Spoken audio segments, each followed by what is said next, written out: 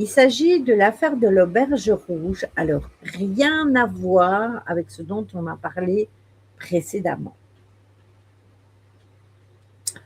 L'affaire de l'Auberge Rouge est une histoire qui peut rejoindre tout ce que l'on a parlé concernant le true crime.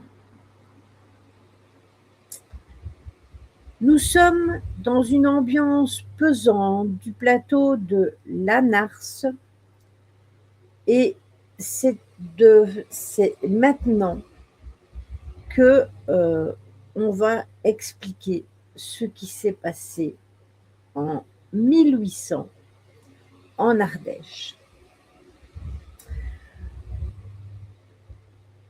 C'est le bout du monde dans cet endroit. Pas de route goudronnée, pas d'électricité. Le plateau est balayé par la Burle, un vent glacial qui crée d'immenses congères de neige. Si tu tombes en panne ou si la nuit tombe, tu es mort de froid. Et là, il y a l'auberge de Père Beille. Elle n'est pas un hôtel de luxe, mais c'est un refuge de survie.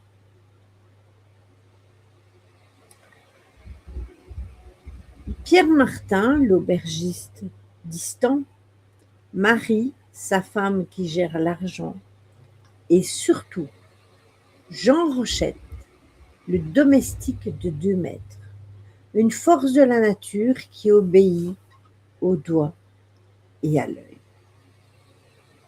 Alors, imaginez-vous, il fait moins 10 degrés dehors, vous êtes gelé. Vous poussez la porte de cette auberge isolée au milieu de nulle part. Et vous vous dites « Ouf, je suis sauvé ». Mais en réalité, vous venez de mettre les pieds dans un véritable abattoir. Parce que dès que la porte se referme, le piège des martins se met en place et c'est là qu'on entre dans le vif du sujet. On m'a dit ça va. Il faut savoir ce que tu veux.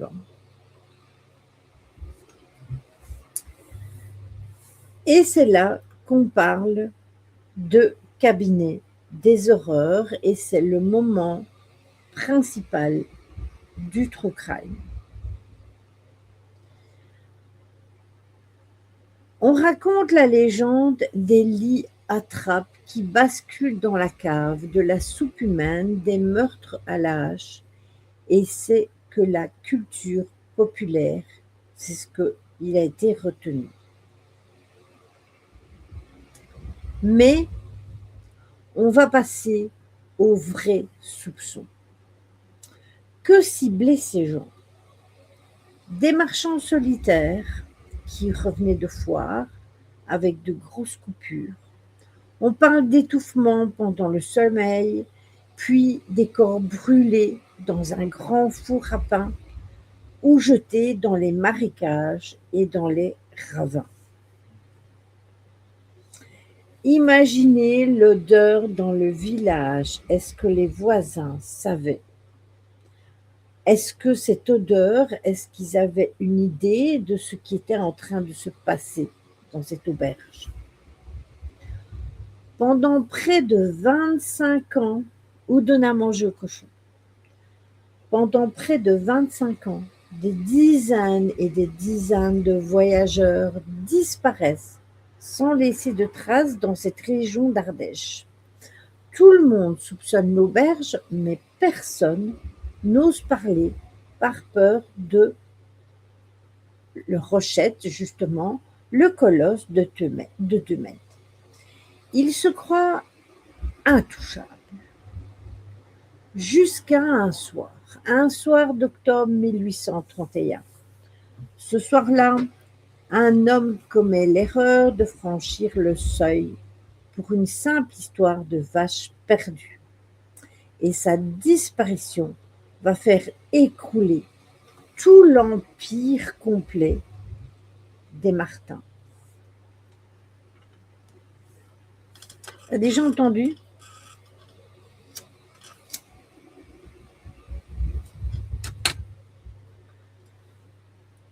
Ça va être là le déclencheur de l'enquête.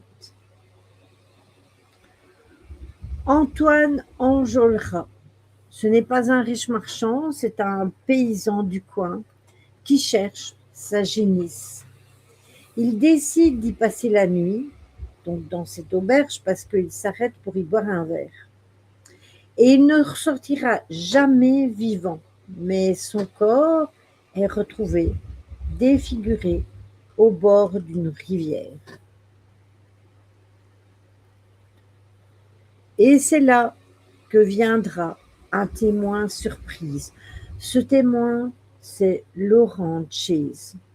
C'est un mendiant que les Martins ont chassé de l'auberge ce soir-là. N'ayant nulle part où aller, il se cache dans la remise ou regarde par la fenêtre.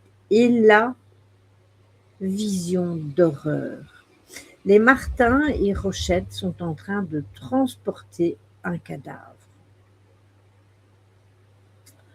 Avec le témoignage de ce mendiant et la découverte du corps au bord de la rivière, enfin dans la rivière, la justice n'a plus le choix. Les gendarmes vont débarquer, encerclent l'auberge et arrêtent toute la famille. Ça sera la fin du cauchemar pour cette région, mais le début d'un très long procès. Un procès qui sera le plus chaotique et le plus fou de l'histoire de France. Et vous allez voir que la sentence va être d'une violence absolue. Après, c'est ce qu'il méritait.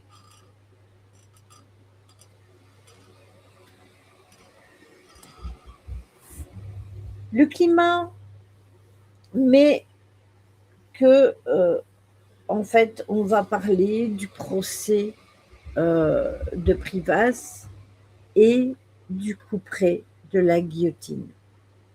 Parce que à Privas, en 1833, c'est l'effervescence. Les gens viennent de toute la région pour voir ce qu'on appelle les monstres. Ouais, bon pipi à tes chiens, Stella. Le problème, c'est que l'instruction est super mal faite. On n'a qu'un seul corps sur 50 disparitions suspectes.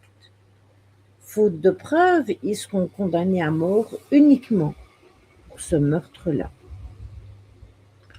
Le gouvernement veut faire un exemple. Il va ramener la guillotine directement dans la cour de l'auberge et 30 000 personnes s'entassent sur les collines autour pour voir les têtes tomber.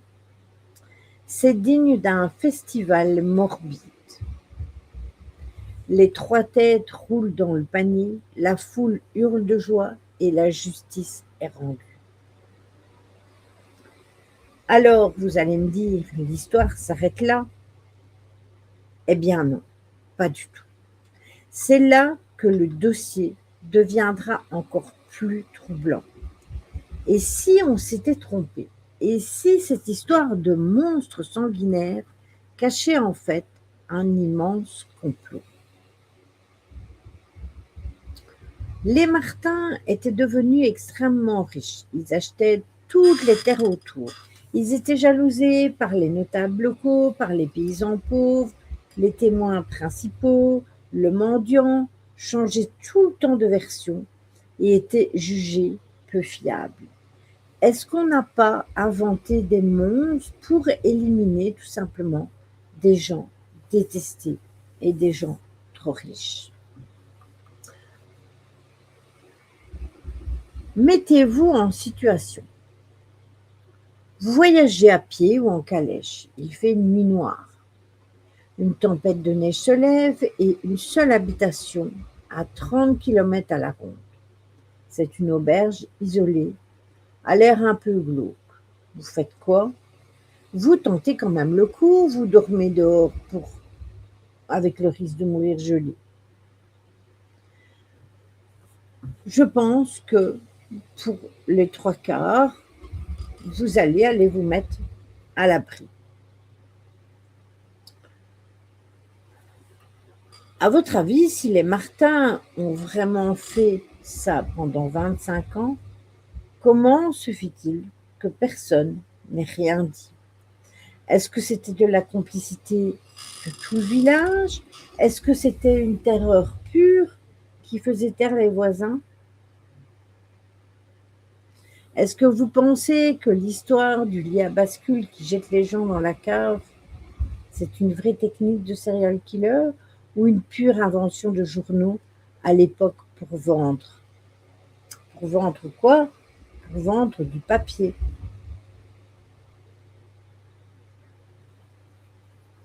Faisait ça discrètement. Autant la peur, oui. On les accuse de 50 meurtres, mais on n'a retrouvé qu'un seul corps. Selon vous, la justice de l'époque a-t-elle eu raison de les guillotiner tous les 3 sur la base d'un seul meurtre prouvé? Ou est-ce qu'on a manqué de rigueur juridique? Imaginez l'ambiance, 30 000 personnes qui se déplacent pour voir une exécution dans la cour de l'auberge. Ce petit côté spectacle morbide à cette époque-là du 19e siècle, ou est-ce que vous pensez que, ça on en a parlé, est-ce que vous pensez que ça existe encore aujourd'hui sous d'autres formes, comme les réseaux sociaux? Encore aujourd'hui, il y a des serial killers qui n'ont jamais été arrêtés. Oui, tout à fait. D'ailleurs, le jeu que nous avons fait mercredi, dont on va parler, parce que j'ai déjà fait des recherches et il y a eu des autres meurtriers qui ont fait plus ou moins des choses dans le même style, donc on en parlera, on fera des points de ralliement entre ces histoires. Ils ont fait ça pendant des années avant d'être pris, mais il y avait quand même des traces.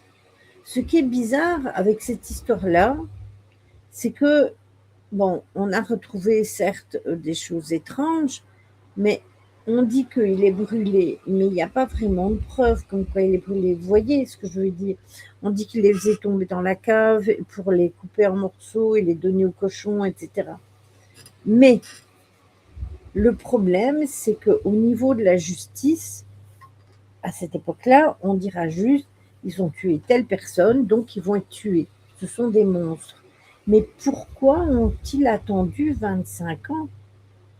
Comment cela se fait-il qu'il n'ait pas fait une seule erreur et qu'au bout de 25 ans, ils aient juste été le mettre à la rivière? Ça, je suis d'accord avec toi, au bout de 25 ans, oui, ils ont disparu. Mais comment ça se fait qu'ils en ont retrouvé que 1 sur 25, tu vois, au cours des 25 années, sur les 50 meurtres?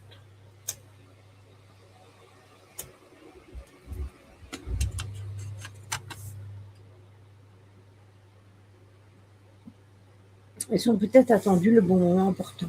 Peut-être. Peut-être. Mais pourquoi ces 3 meurtriers ont levé la garde et au lieu d'aller donner ce corps au cochon, pourquoi ont-ils été jetés en rivière?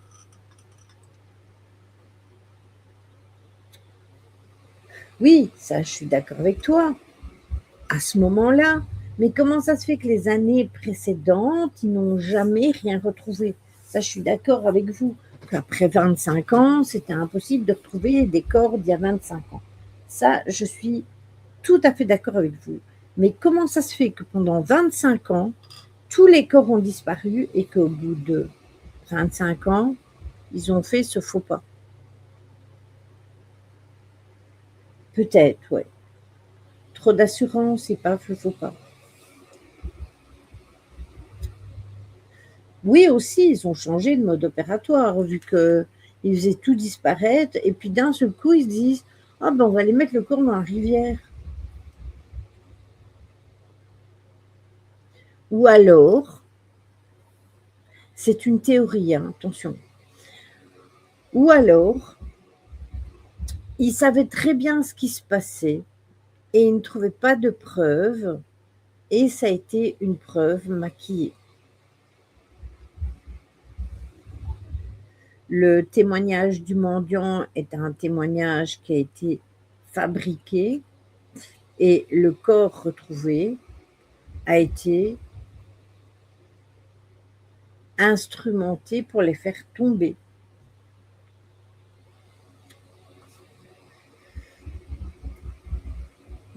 Parce que si ça se trouve, le village savait ce qui se passait, mais personne n'arrivait à trouver de preuves. Alors peut-être que certains ont créé des preuves pour tout simplement les faire disparaître. Ça, c'est une théorie totalement plausible et imaginable.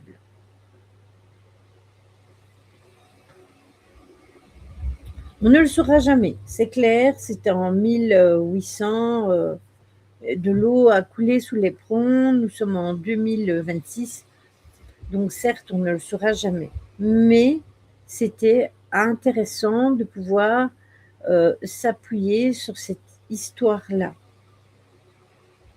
qui peut faire du coup débat par rapport justement au meurtre et aux meurtriers et aux serial killers, justement, parce que dans ce cas-ci, vu le nombre, vous imaginez 50 disparitions, vu le nombre de personnes qui ont été disparues, forcément on peut parler là maintenant de serial killers.